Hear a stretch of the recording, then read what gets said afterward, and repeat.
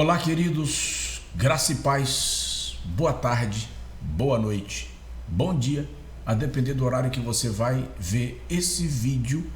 E eu vou começar te dizendo: tenha calma, não sai daí. O título do vídeo, talvez você tenha vindo justamente pelo título.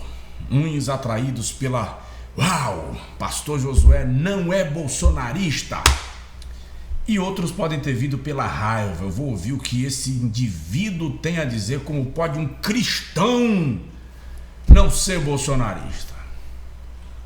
Fica aí, que eu tenho algumas verdades do coração para compartilhar com você, que pode lhe ajudar.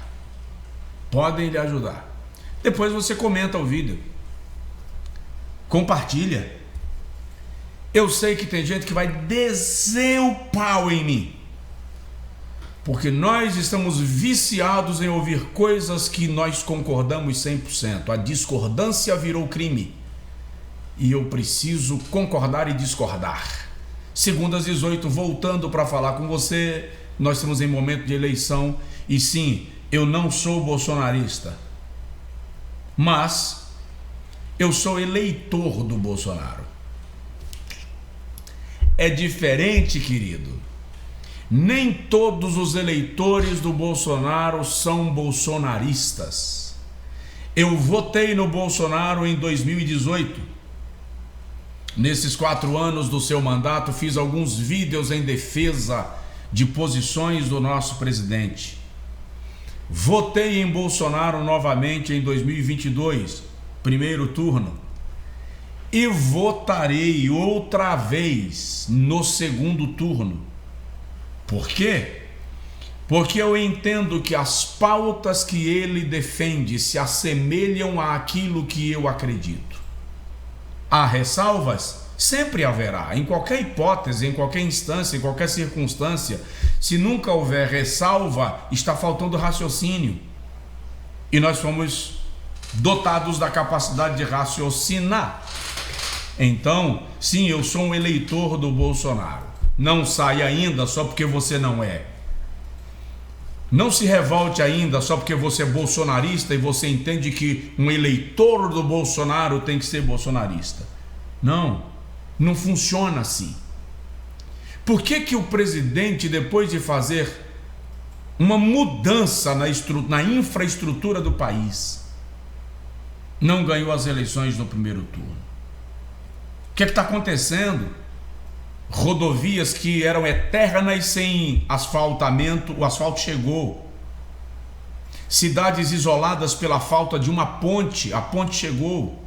O agronegócio explodiu, a economia do país está em alta. Nós somos a única nação do planeta que tem o privilégio da deflação, queda nos índices de violência, economia melhorada, pessoas recebendo auxílio emergencial e agora Auxílio Brasil. A emergência passou, mas o suporte financeiro para milhares de famílias permaneceu. Valorização das Forças Armadas, da Polícia Militar, do policiamento de modo geral, o agronegócio. O Brasil alimenta hoje cerca de 1 bilhão de pessoas no planeta. Nós somos o celeiro do mundo. Ora, o que está acontecendo? Como pode? Nós tivemos um presidente que foi acusado do desvio, má aplicação, empréstimo sem devolução de trilhões de reais para ditaduras ao redor do mundo. Foi condenado por mais de 2 dezenas de juízes em primeira, segunda e terceira instância. Os processos simplesmente são invalidados. Como usam a expressão, ele é descondenado, se candidata a presidente da República no mesmo ano. Ninguém esperou esfriar. Se candidatou a presidente da República no mesmo ano e foi mais bem votado que um presidente que defende a honestidade, que briga contra a corrupção, que fala da família tradicional. Nós somos uma população 90% cristã, portanto nós cremos na família tradicional, e esse presidente com todas essas virtudes foi menos votado do que aquele com todas aquelas acusações. É preciso pensar nisso. Eu vou repetir. Eu sou eleitor do presidente Jair Messias Bolsonaro, intercessor ferrenho dele. Oro por ele diariamente e pela sua casa. Diariamente. Não amaldiçoo o Lula, oro por ele também. Mas eu estou falando agora do meu reconhecimento de que uma autoridade precisa ser coberta de oração e de proteção. Então eu vou destacar 7 itens que eu entendo que precisam ser repensados. Você não vai concordar comigo em alguns deles, mas é natural. Acho que você pode colocar embaixo aí que discorda, você só não pode me atacar, porque nós estamos acostumados a atacar quem não concorda com a gente. Isso não é inteligente. É o nosso 2 às 18. Pode ser que eu seja cancelado, bombardeado, mas eu tenho que falar do meu posicionamento. Eu quero que o presidente Bolsonaro seja reeleito dia 30 de outubro na eleição de segundo turno. Eu quero, e na medida do possível, vou me esforçar para isto. Mas vamos começar pensando que a presença exacerbada dos evangélicos no governo interfere no resultado dessa eleição. Por quê? Nós sabemos que a base,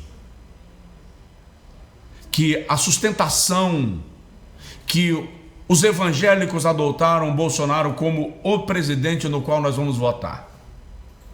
Mas nós precisamos lembrar que o Brasil não é evangélico, gente. O Brasil não é pentecostal. O Brasil é um país de maioria cristã, mas existem outras declarações e confissões de fé. E estas outras declarações e confissões de fé podem pensar diferente em algumas coisas que nós acreditamos. O que aconteceu? Cultos evangélicos no ambiente do palácio, cultos pentecostais e neopentecostais. Pastor, não entendi. Querido, sempre houve culto na Casa Branca, por exemplo. Os Estados Unidos é um país de confissão de fé protestante. Tem cultos na Casa Branca desde os mais remotos tempos. Os presidentes dos Estados Unidos sempre tiveram conselheiros pastores. Billy Graham foi conselheiro direto de 5 presidentes dos Estados Unidos. T.D. Jakes foi conselheiro, não sei se ainda é, dos últimos 2 presidentes dos Estados Unidos. Você não vê isso sendo publicizado. Não existe a necessidade dessa publicização exacerbada, que se façam cultos, que se façam orações, que se façam clamores, não tem problema. Mas é incrível como nós evangélicos do Brasil somos vaidosos. Tá, eu sei que você está virado agora comigo, esse pastor está desviado. Não.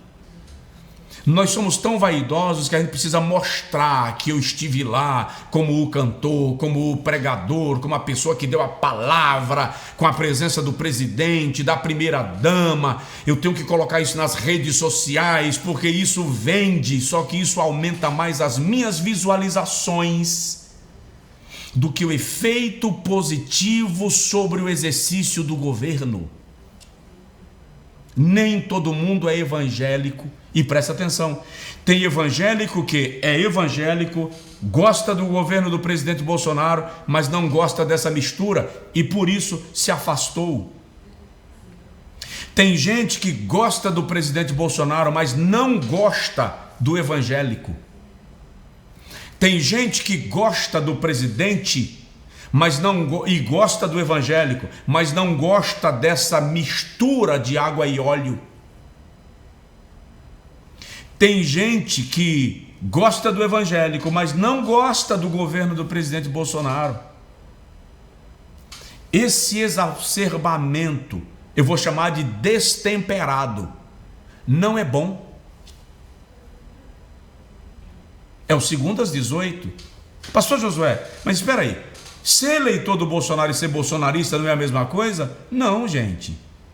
O termo bolsonarista, como outros termos que já foram aplicados ao longo da história, indica um enraizamento quase cego. A ideia de seguir um líder sem questionar as posições. Isto se deu em diversas outras formas de governos anteriores aos nossos, na América Latina, na Europa. Eu não vou citar para ninguém fazer uma correlação mal intencionada. Mas é muito comum líderes surgirem, ele vira o centro do governo e da nação, e pessoas o seguem sem questionar nada. E quem questionar se torna adversário. Presta atenção, discordar de uma decisão, de uma pauta, chamar uma pauta à discussão, não é se tornar adversário. É compreender que o diálogo é inteligente. Então, sim, vou repetir, sou eleitor do Bolsonaro e converso com pessoas sobre isto, mas nós precisamos de tempero, porque tem gente que resiste a isto. Deixa eu te falar uma coisa, estão aí acabando com o Nordeste. Estou com vergonha do Nordeste, estou constrangido com o Nordeste, a Bahia é uma porqueira. Quem te disse?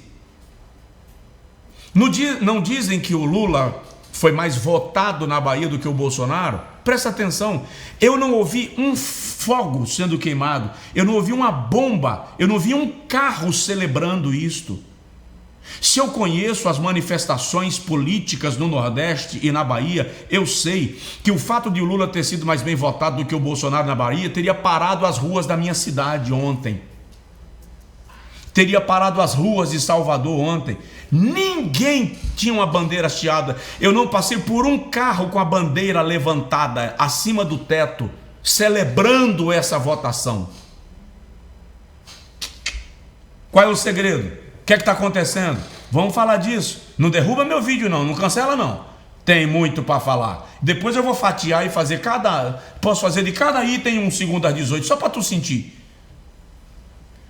Tá? Então o que está acontecendo? Nós evangélicos precisamos de tempero, o que nós queremos é influenciar, não dominar, gente. Vamos devagar. Nós podemos apoiar o presidente, fazer manifestações, sem esse exacerbamento. Vai lá, faz o culto, faz a oração, mas não precisa publicizar, isso gera resistência. Aqui no Nordeste, eu sou nordestino, gente. Aqui no Nordeste, quando você diz que fulano é lindo e você foca muito nisso, fulano começa a ganhar antipatia por parte dos demais, porque a sensação de que só fulano é lindo gera antipatia para os outros, que também são lindos, mas não são vistos. É questão de cultura. Se nós estamos falando de política em âmbito nacional, num país que é continental, vamos ter que aprender a linguagem de cada região. Deixa eu agilizar, senão vira pregação, vai virar 1 hora de vídeo e eu não quero. Segundo aspecto, se você quiser bater, bate devagar, que eu não aguento apanhar demais. Tá? Segundo aspecto, radicalismo não é sinônimo de intolerância. A etimologia da palavra radical aponta para aquele que tem raiz, que tem fundamento, que não abre mão dos seus valores, que não negocia seus princípios. A palavra intolerante indica aquele que não está disposto sequer a ouvir a posição do outro. Eu posso ser radical sem ser intolerante.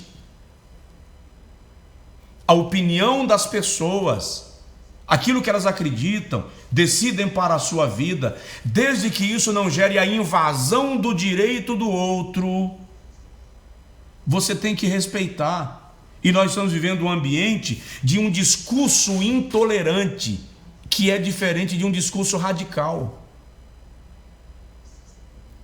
Precisa pensar nisto. O prazo é curto.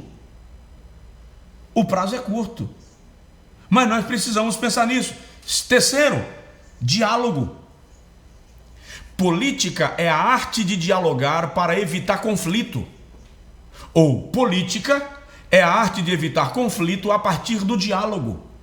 Eu tenho um amigo que chegou numa postagem de um dos perfis que são pró o presidente Bolsonaro, e a postagem era sobre um dos candidatos num dos estados do Brasil. E ele só colocou assim: gente, nós precisamos ter certeza que este candidato é realmente nosso, para não acontecer o que aconteceu nas eleições passadas, de pessoas que foram eleitas na sombra de Bolsonaro e depois traíram.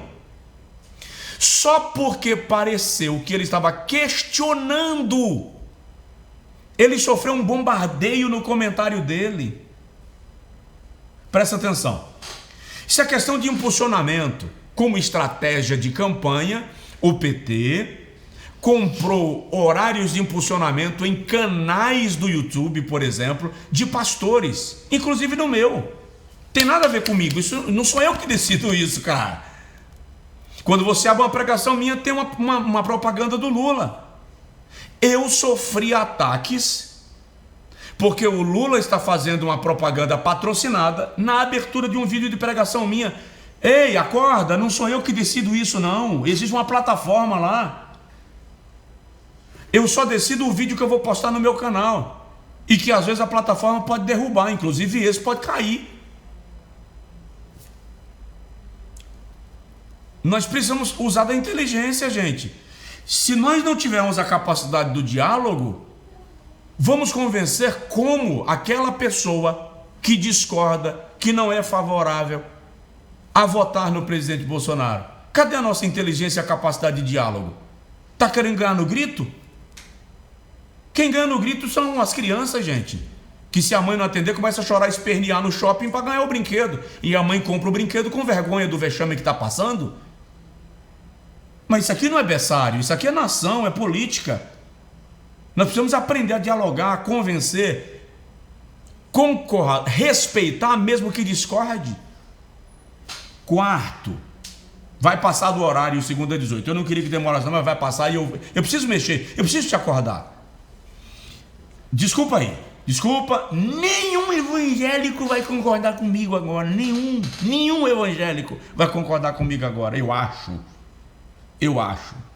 Mas essa briga contra a Rede Globo e contra a imprensa não é inteligente.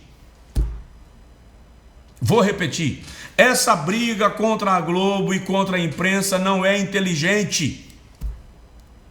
Agora, pocou, rebentou tudo. Agora você cismou comigo de vez. Ei, presta atenção. Não se muda um sistema enraizado na história em curto prazo. Deixa eu te explicar. Vou virar a folha aqui porque eu anotei. Vou falar da Bahia.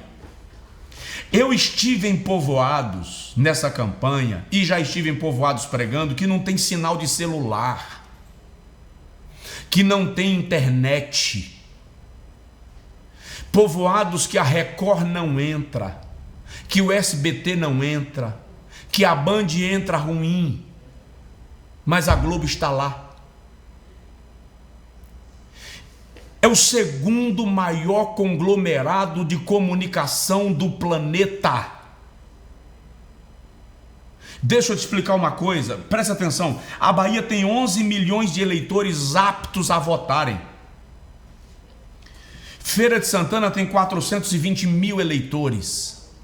Salvador, um pouco menos de 2 milhões de eleitores. Vitória da Conquista tem 250 mil eleitores.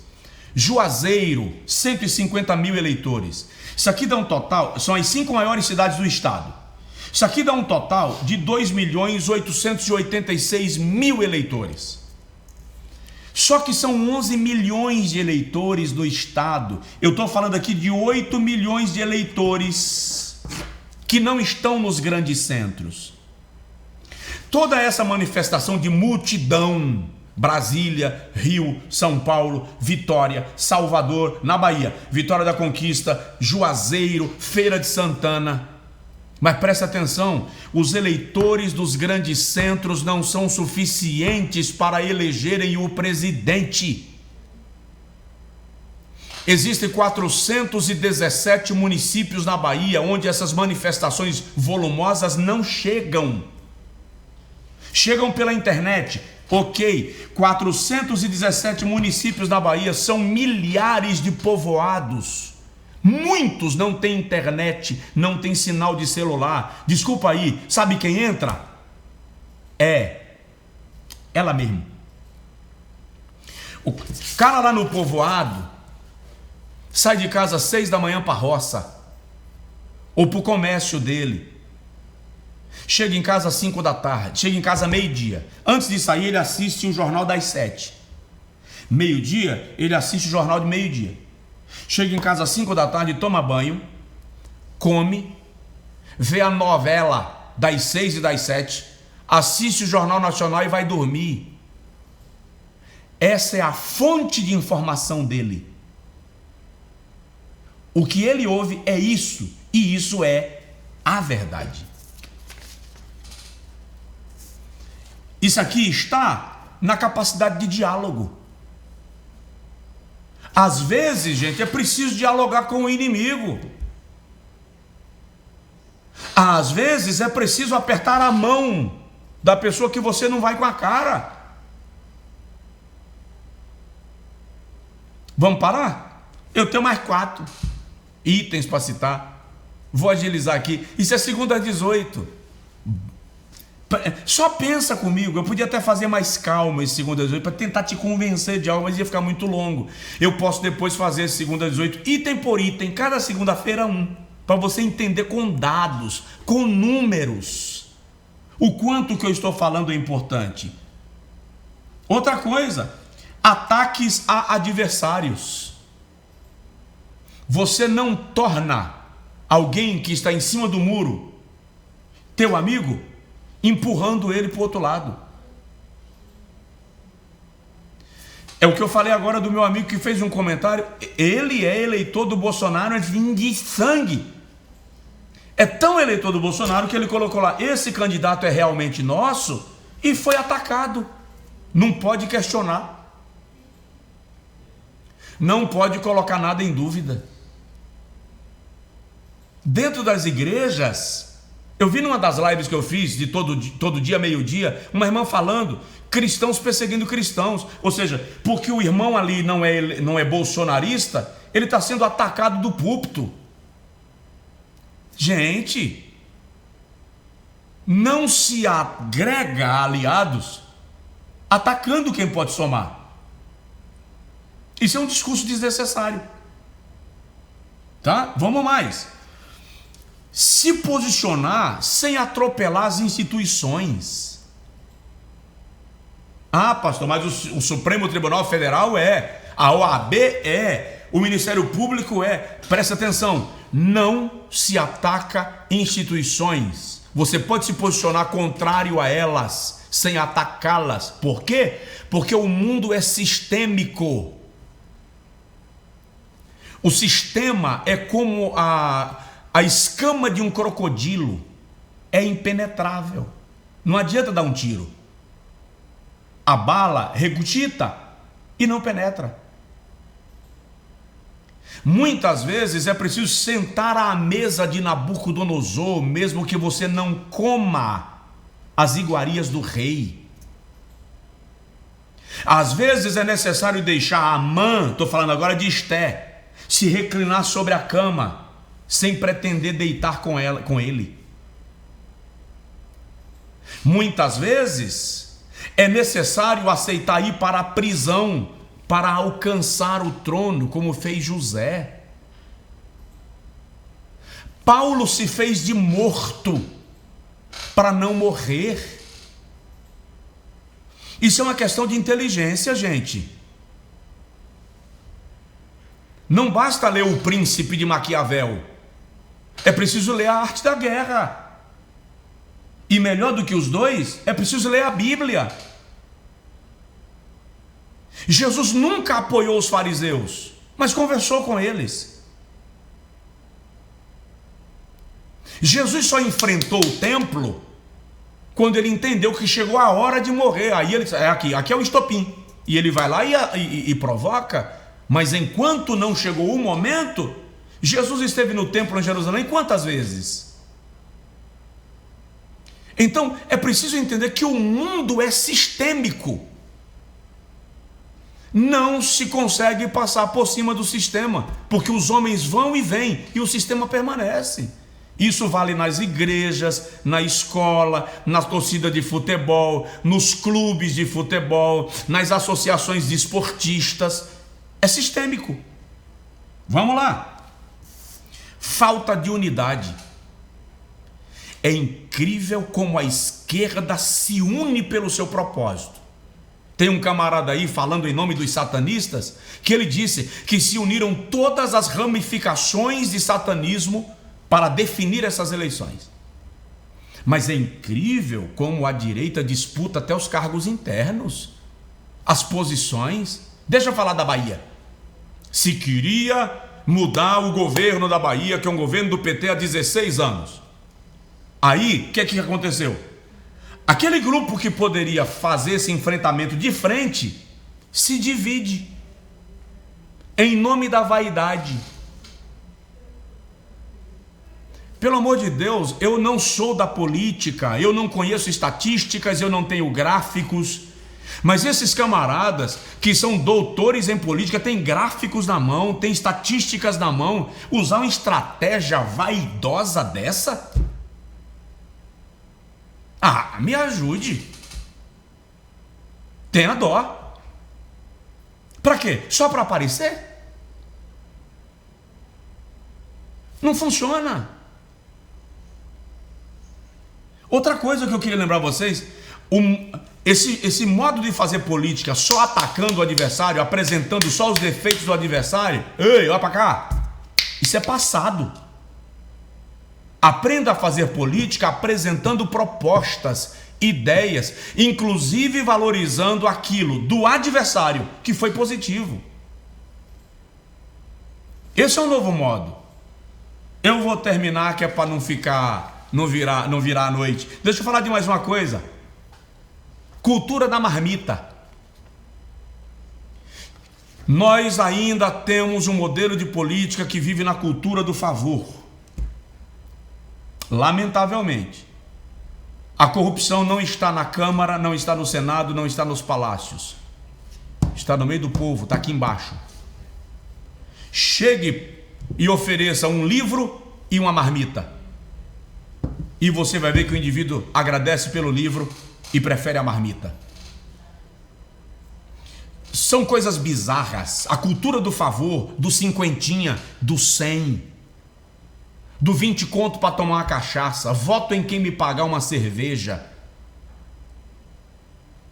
Candidatos gastaram milhões pagando cerveja, cachaçinha, porta, vaso sanitário.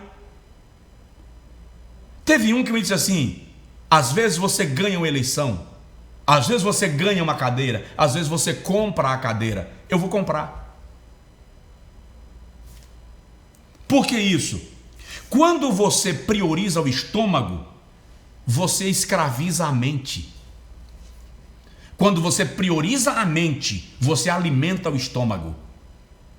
Ei, olha só. Quando você prioriza o estômago, você escraviza a mente. Quando você prioriza a mente, você alimenta o estômago. Chegou a hora, se o Brasil quer mudar, para com essa cultura do favor. Para com essa cultura do que vou ganhar para isto. A campanha no Brasil é uma das mais caras do mundo. Campanha para presidente do Brasil é mais cara que a campanha para presidente dos Estados Unidos. Por quê? Por causa da cultura da marmita. Esse é o Segundo às 18. Pode comentar, pode discordar, pode acrescentar, pode fazer ressalvas. Eu vou ler os comentários. Você só não precisa me atacar com raiva porque eu não sou bolsonarista. Eu sou eleitor do Bolsonaro. Vou votar nele de novo. E estou pedindo a Deus que ele seja reeleito.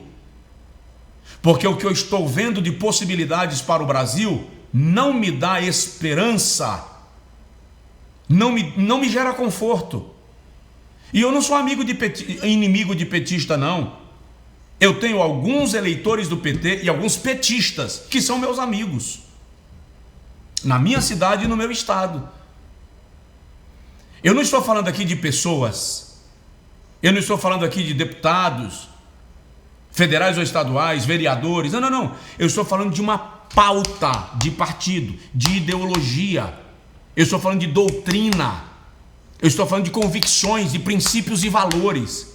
Então eu tenho petistas ferrenhos, que são meus amigos. Mas eu discordo deles, e eles discordam de mim. Nem por isso a gente briga. A gente conversa, dialoga, discorda, mantendo a linha do respeito. Discorde, você pode. Mas eu vou repetir, sou eleitor do Bolsonaro. Mas esse radicalismo que nós temos não precisa ser intolerância. Deus te abençoe. Esse é o Segundo às 18. Fica com Deus. Forte abraço.